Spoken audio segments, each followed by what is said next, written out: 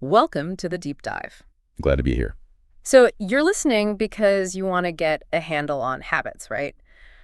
Understand them quickly, thoroughly, but maybe without getting totally lost in the weeds. Yeah, it's a big topic. Exactly. And we've got these excerpts from Atomic Habits. Our mission today, pretty straightforward. Pull out the key stuff, how habits work, how you can actually change them. Basically a shortcut to the core ideas. Think of it like that, yeah. Your streamlined guide to habit change. Okay, so where do we start? I think the author's own story is pretty powerful. Oh, definitely. He talks about this really severe injury he had. Mm-hmm. Broken nose, facial fractures.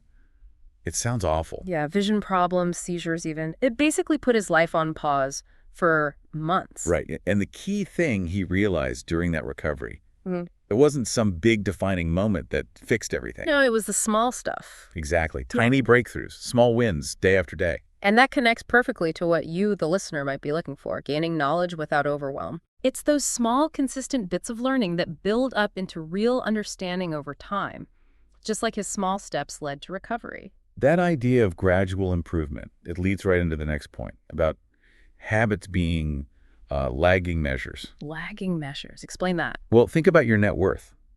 That's a lagging measure of your financial habits, right? Yeah. Makes sense. Or your weight is a lagging measure of your eating habits. What you know, that's a result of your learning habits. Even like the clutter in your house reflects your cleaning habits. Precisely. You get what you repeat, essentially. Time just magnifies whatever you're doing consistently. So those tiny gains or tiny losses, they compound. Massively. Over years, it makes a huge difference. Okay, so the big takeaway here is don't look for instant results. What you're doing today, those small daily choices. How you spend your money, whether you exercise, what you're learning. Yeah, that's what defines your future self. Your life right now is kind of like a scoreboard for your past habits. That's a good way to put it. Focus on the habits, and the score takes care of itself eventually. But it doesn't always feel like it's working, does it? Especially at the start. No, definitely not. And that's where this concept of the plateau of latent potential comes in. It's really important. Right, the valley of disappointment. Exactly. You're putting in the effort, maybe trying to build a new study habit, but nothing seems to be happening. Ugh, yeah. We've all been there. You start something new, you're working hard, and for weeks, maybe months, no payoff. It's so easy to just give up. So easy. But the book argues that the work isn't wasted. It's accumulating. Like the ice cube analogy. Yeah, exactly. You heat ice from, say, 25 degrees to 31. You're putting energy in, but it's still ice. The effort is stored. The breakthrough, the melting point at 32 degrees, only happens after all that prior work. So those overnight successes aren't really overnight at all. Not at all. They're the result of all the effort that came before, hitting that critical threshold. So if you're not seeing immediate results from learning, it doesn't mean you aren't improving. Okay, that's encouraging. Now, here's something I found really counterintuitive. This idea about systems versus goals. Ah, yes. This is a big one. We're usually so focused on the goal, the outcome we want. But the book says the results aren't the real problem. Right. It's the systems that produce those results. That's where the focus should be. Can you unpack that a bit? Sure. Think about it. If you only focus on the result, say, getting a good grade by cramming, Okay. you might achieve it once, but you haven't changed the underlying study habits, the system. So the problem, maybe not getting good grades consistently, is likely to pop up again. So fixing the result is temporary, fixing the system is lasting? Exactly. You improve the inputs, your regular study process, how you engage, and the outputs, the results, they tend to follow naturally. And just chasing goals, that can be kind of a happiness trap too, can't it? Oh, absolutely. It's always, I'll be happy when I reach this goal. You're always postponing feeling good until the next milestone. Right. You miss out on the process, the journey itself. Plus, goals are often binary, succeed or fail. That puts a lot of pressure on the outcome. Whereas focusing on the system, Yeah. you're focusing on the doing. Yeah. You fall in love with the process, not just the prize. Which ties into another really powerful concept, identity. The link between who you believe you are and what you do. It's deep. Our behaviors reflect our identity, consciously or not.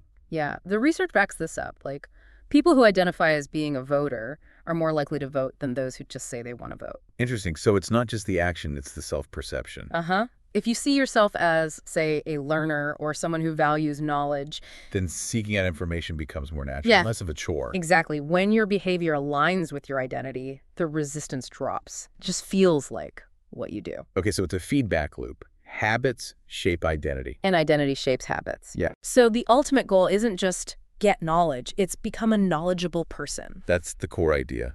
Focus on becoming the type of person you want to be. And that brings us to the mechanics. The 4 laws of behavior change. Right. These are like the operating manual for habits. Okay, lay them on us. What are the 4 laws? Simple, really. First, make it obvious. That's the cue. Okay. Second, make it attractive. The craving. Got it. Third, make it easy. The response. And 4th? Make it satisfying. The reward. Cue, craving, response, reward. Every habit follows that pattern. Let's break those down. Law 1, make it obvious. The cue, what's that about? The cue is basically the trigger. The little signal that tells your brain, hey, do this thing, there might be a reward. Like seeing cookies, triggers wanting a cookie. Exactly. Or your phone buzzing triggers checking it. Our brains are constantly scanning for these cues, originally for survival stuff, food, water. But now for things like status, approval, information. Right. Secondary rewards. The cue predicts the reward. Okay, so the cue starts it off. Then comes the craving. Law 2. No, craving is still part of the setup. Yeah. Cue first, then craving. Ah, right. Cue, then craving. Yep, the craving is the motivation, the actual desire or urge to act, to change your internal state. Dopamine is huge here. It's released in anticipation of the reward. So the craving is the engine. What's next? Then comes the response. That's law 3. Make it easy. Wait, I thought law 2 was make it attractive. Ah, you're right, my mistake. Okay, let's backtrack. Yeah. Law 1, make it obvious, cue. Right. Law 2, make it attractive, Right. craving. Law 3, make it easy, response. Got it. And law 4, make it satisfying, rewards. Sorry about that. No worries. So law 2, make it attractive. That's the craving part. Yes, it's the motivational force. We need to want to do the habit. Mm. And dopamine drives that anticipation. Okay, so craving is the wanting. Then law 3, make it easy. The response. Right. This is the actual habit. You perform the action or even the thought. And whether you do it depends on, well, how much you want to, the craving. Right, how easy it is. Exactly. If it's too hard or the motivation isn't strong enough, you just won't do it. Makes sense. And finally, law 4, make it satisfying. The reward. This is the payoff. It satisfies the craving, and crucially, it teaches your brain, hey, that was good. Let's remember this action for next time. Closes the loop. Closes the loop. Yeah. And if any one of these 4 stages is weak, if the cue isn't obvious, or it's not attractive, or it's too hard, or it's not satisfying, the habit won't form, or it'll break down. Okay, that's the framework. 4 laws. Now let's dig into how to use them. Starting with law 1, make it obvious. Right. The big challenge here is that so many habits are automatic, unconscious. We do them without thinking. Like Carl Jung said, until you make the unconscious conscious. It will direct your life, and you will call it fate. Yeah. Exactly. So the first step is awareness. How do we build that awareness? The book suggests something called the habit scorecard. Really simple, actually. Just list out your daily habits. Pretty much. Wake up. Check phone.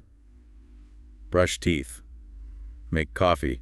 Just seeing it written down can be eye-opening. You realize all the little automatic things you do. It's like that pointing and calling system they use on Japanese railways. Yeah. Pointing at the signal, calling out the status. It forces conscious awareness, even for routine tasks. So the scorecard does that for our own habits. Okay, what else for making cues obvious? Implementation intentions. This is super practical. That's the I will behavior at time and location thing. Exactly that. It makes your plan concrete. Instead of a vague, I should learn more, it's, I will read for 20 minutes at 7 p.m. in the living room. Much more likely to happen. It anchors it in time and space, makes it obvious when and where. And then there's habit stacking, another great technique. Linking a new habit to one you already do. Yep. The formula is, after current habit, I will new habit. You use your existing routines as launch pads. Like, after I pour my morning coffee, I will open my language app for 5 minutes. Perfect. You leverage the momentum you already have. And don't forget the environment. Ah, yes. Lewin's equation. Behavior is a function of the person and their environment. Right. We often just do what's easiest or most obvious in our surroundings. So design your environment for success. Make the cues for good habits visible and unavoidable. Exactly. Put your running shoes by the door. Leave the book you want to read on your pillow. Keep healthy snacks on the counter, not hidden away. And maybe hide the cues for bad habits? Definitely. Make them invisible or difficult to access. The idea of one space, one use also helps. So, like, only work at your desk, don't work on the couch or in bed. Yeah, it strengthens the association between the place, the cue, and the activity. Even changing environments completely can help break old cues and build new habits. Okay, lots of ways to make good habits obvious. Let's move to law 2, make it attractive. All right. This is all about the craving, driven by that dopamine hit of anticipation. We need to make the idea of doing the habit appealing. How do we do that? Associate it with positive feelings. That's a big part of it.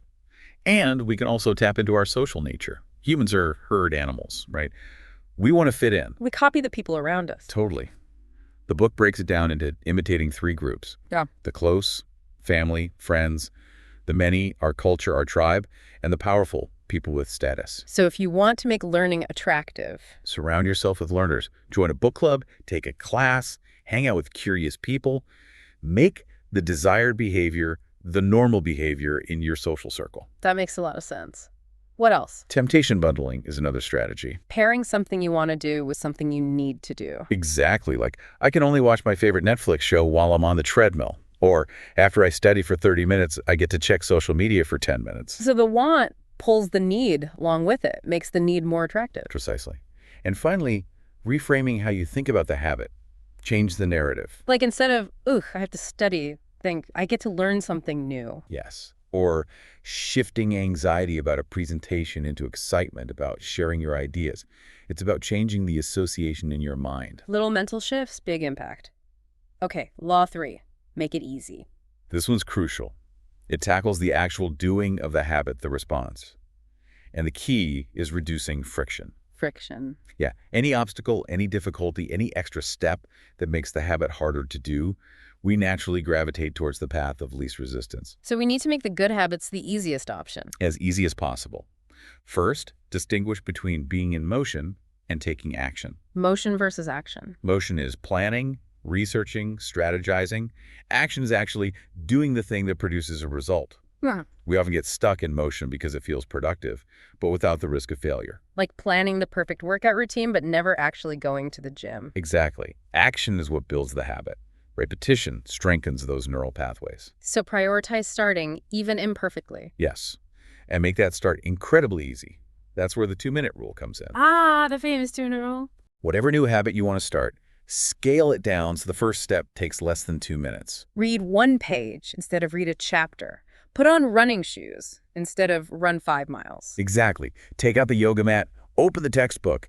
It's about mastering the art of showing up, making the start effortless. These become gateway habits. Perfect term for it. They lead you naturally into doing more. The point is, doing something is infinitely better than doing nothing. Even 1 push-up, even reading 1 sentence. It keeps the momentum going. It does. And again, environment design helps here too. Prime your environment. Like setting out your workout clothes the night before. Yeah, or setting up your study space before you finish work. Make the next action easy. Think about those decisive moments during the day. Little choices that set the path for later. Right. Choosing to leave your book out versus putting it away. One makes reading easy, the other adds friction. And finally, standardize before you optimize. Get the habit established first, then worry about making it perfect. Exactly. You can't improve a habit that doesn't exist. Make it easy first. Okay, that covers making it easy. Last one, law 4, make it satisfying. Right. This is about the reward. We repeat things that feel good that are satisfying. But the problem is, good habits often have delayed rewards, right? Precisely. We evolved in an immediate return environment. Action. Quick consequence. Now we live in a delayed return world. We exercise today, but the benefits are weeks or months away. While bad habits often have immediate rewards. Smoking, eating junk food. Instant gratification. Our brains are wired for that. So the trick is to add some immediate satisfaction to good habits. And maybe some immediate consequence to bad ones. Yes. Find ways to feel successful right away after doing a good habit. Habit tracking is great for this. Checking off a box on a calendar, seeing the streak grow. Exactly. It's visually satisfying. It provides immediate proof of progress. You don't want to break the chain. That feeling itself becomes rewarding. Okay, what else? An accountability partner. Knowing someone will ask you if you did your workout or your study session. That adds an immediate social consequence if you don't. Makes slacking off less appealing. Right. And habit contracts take it a step further. You set up real stakes, maybe financial penalties, for not following through, makes the cost of skipping immediately painful. Ooh, that's serious. It can be very effective. But ultimately, the most powerful satisfaction comes from the habit itself starting to feel good intrinsically, feeling more knowledgeable, feeling healthier, feeling more focused. That's the long-term goal. So bridge the gap with immediate rewards until the intrinsic satisfaction kicks in. That's the idea. Make it satisfying now. Okay, those are the 4 laws. But the book touches on some more advanced stuff too, doesn't it? Yeah, a few extra layers for optimization, like aligning habits with your natural talents, Play to your strengths. basically. Genes don't determine everything, but they can predispose you. Habits are easier to stick with if they feel somewhat natural to you, if you experience some early success. Makes sense. Find the game where the odds are in your favor. Right. Then there's the Goldilocks rule. Keeping things challenging, but not too challenging. Exactly. Peak motivation happens when you're working on tasks right at the edge of your abilities. Not too easy, boring, not too hard, discouraging. That's where you find flow. And fighting boredom is key long term. Huge. Boredom is maybe the biggest threat. Once a habit is established, it becomes routine, less exciting. So how do you combat that? Consistency, even when you don't feel like it. Professionals stick to the schedule. Amateurs wait for motivation. And sometimes, introducing variable rewards can help keep things interesting. Like slot machines. Unpredictable rewards. Sort of, yeah. Keeps the brain engaged. And finally, the importance of reflection and review. Regularly check in on your habits, see what's working, what's not, make adjustments. Keeps you mindful and allows for course correction. Exactly. And one last nuance. Sometimes your identity, which helped you build the habit, can eventually become a limitation if you get too rigid. I'm this type of person can prevent you from growing into something new. Interesting. And the idea that satisfaction is fleeting. Yeah. Satisfaction, liking, wanting. Once you get what you wanted, you often start wanting something else. It's a continuous cycle. Wow, okay, that's a really thorough overview. So, wrapping it up, the core message seems to be these 4 laws. Make it obvious, make it attractive, make it easy, make it satisfying. Applied consistently, focusing on small atomic changes and driven by the identity you want to build. That's pretty much it. It's a powerful framework for understanding and changing your behavior without getting overwhelmed by trying to do too much at once. Small hinges swing big doors. So, for everyone listening, think about how this applies to you. What's one area where you want to build a better habit, maybe around learning or growing? Yeah, how could you apply these laws? And here's a final thought to leave you with. Consider just one tiny habit you could start today, based on making it obvious, attractive, easy, and satisfying. Just one small thing. How might that single, seemingly insignificant action compound over time to create real, meaningful change for you? That's the power of atomic habits. Definitely something to think about. Thanks for joining this deep dive.